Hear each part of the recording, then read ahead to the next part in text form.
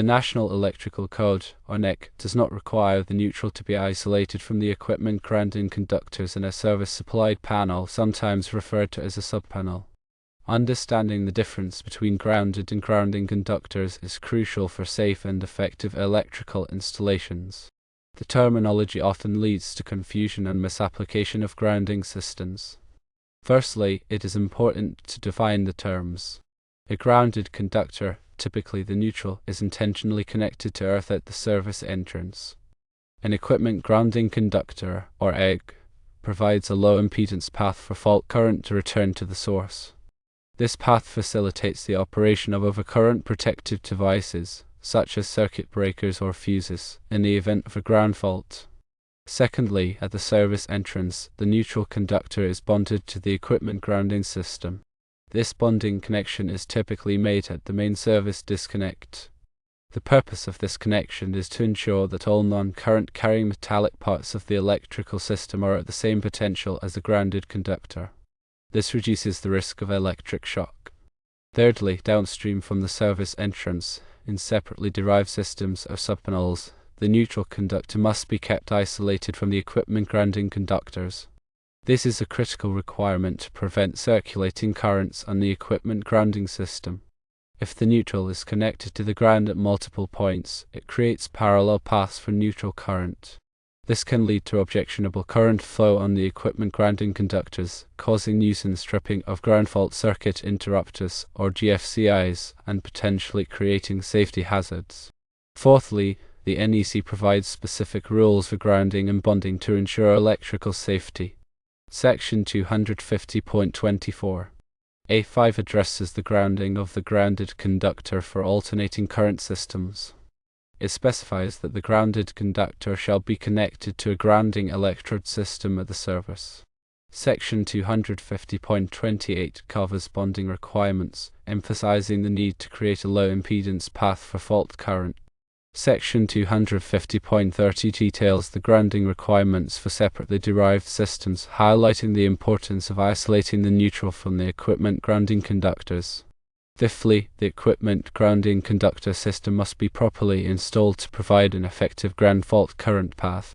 This system includes equipment grounding conductors, metal raceways, and other conductive enclosures. The size of the equipment grounding conductor is determined by the size of the overcurrent protected device protecting the circuit, as specified in NEC Table 250.122. It is essential to ensure that all connections are tight and secure to minimize impedance. Sixthly, the use of ground fault circuit interrupters, or GFCIs, is another important safety measure. GFCIs are designed to detect small imbalances in current between the hot and neutral conductors. When an imbalance occurs, indicating a ground fault, the GFCI quickly trips the circuit, interrupting the flow of electricity and reducing the risk of electric shock.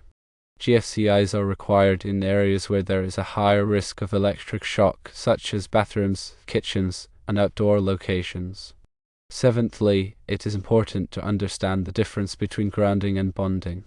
Grounding refers to connecting the electrical system to the earth. Bonding refers to connecting all non-current carrying metallic parts of the electrical system together to create a low impedance path. Both grounding and bonding are essential for electrical safety. Eighthly, consider the specific requirements for subpanels. In a subpanel, the neutral conductor must be isolated from the equipment grounding conductors. The equipment grounding conductors must be connected to a grounding busbar that is bonded to the subpanel enclosure. The grounding busbar is then connected to the equipment grounding conductor that runs back to the main service panel.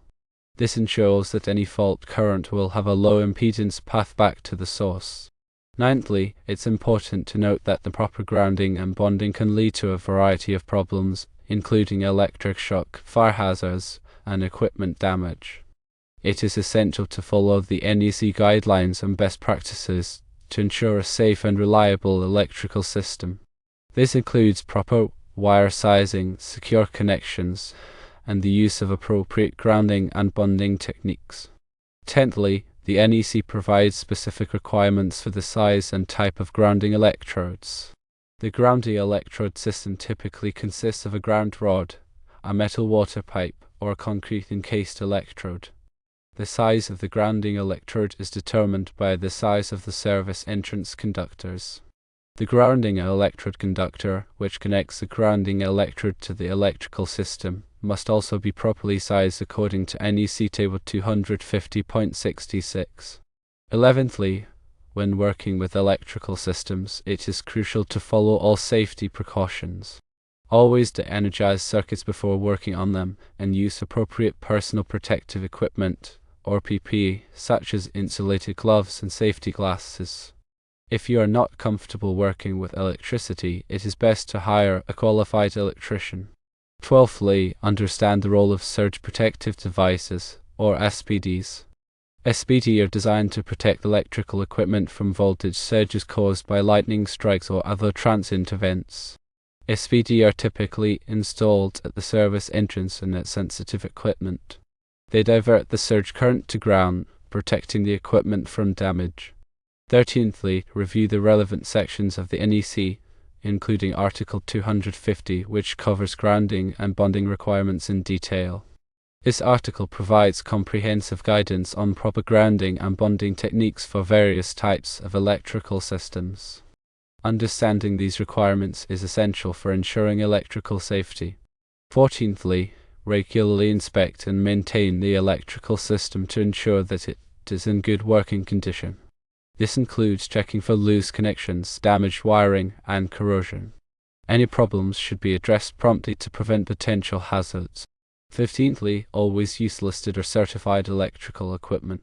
Listed equipment has been tested and certified by a recognized testing laboratory to meet safety standards. Using listed equipment helps to ensure that the electrical system is safe and reliable. 16thly, understand the importance of proper labeling. All electrical panels and circuits should be clearly labeled to identify the loads they serve.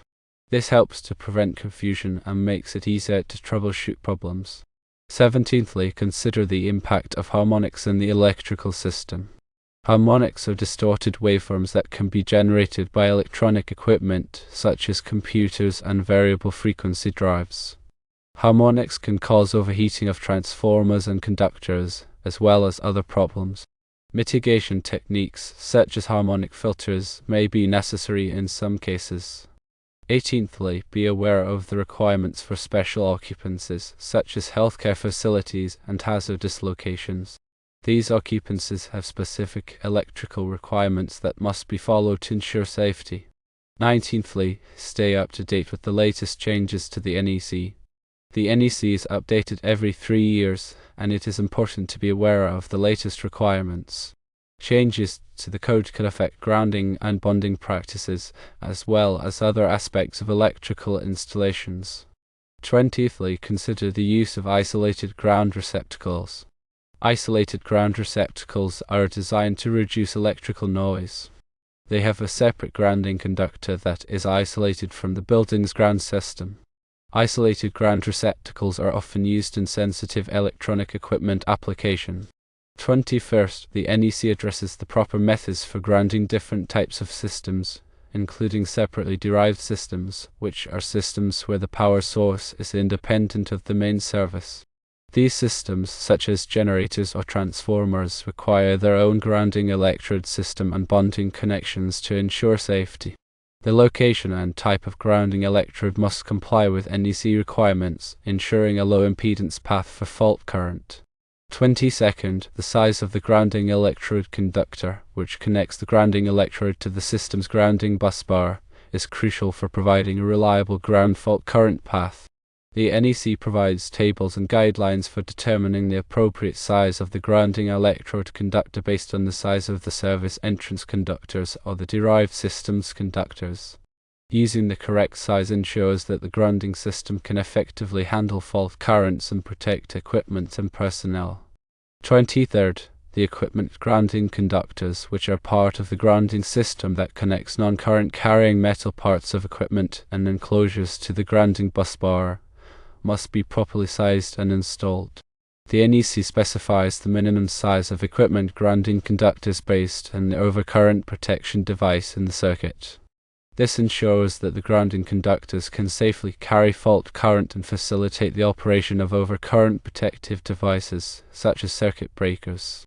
24th, in addition to conductor sizing, the NEC also addresses the materials and installation methods for grounding and bonding conductors.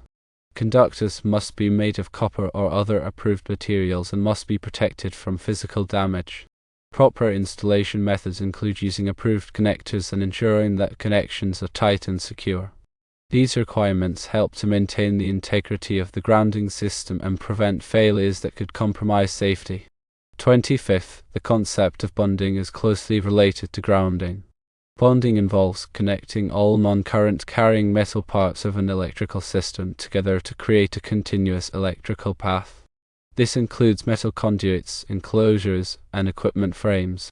Bonding helps to ensure that all metal parts are at the same electrical potential, reducing the risk of electric shock. 26th, the NEC specifies various methods for bonding, including the use of bonding jumpers, bonding bushings, and other approved connectors. Bonding jumpers are used to connect sections of metal raceways or to bond equipment enclosures to the grounding busbar. Bonding bushings are used to ensure a reliable connection between metal conduits and enclosures. 27th, the NEC also addresses the grounding of specific types of equipment, such as generators, transformers, and motors. These types of equipment have unique grounding requirements that must be followed to ensure safety. For example, generators may require a separate grounding electrode system, while transformers may require specific bonding connections. 28th, when it comes to troubleshooting grounding issues, a systematic approach is essential. Common grounding problems include loose connections, corroded conductors, and undersized grounding conductors. Using a multimeter or other test equipment, it is possible to verify the integrity of the grounding system and identify any areas that need to be addressed. 29th, understanding the requirements for grounding in different types of occupancies is also important. The NEC provides specific rules for grounding in healthcare facilities, industrial plants, and other special occupancies. These rules are designed to address the unique electrical hazards that may be present in these environments.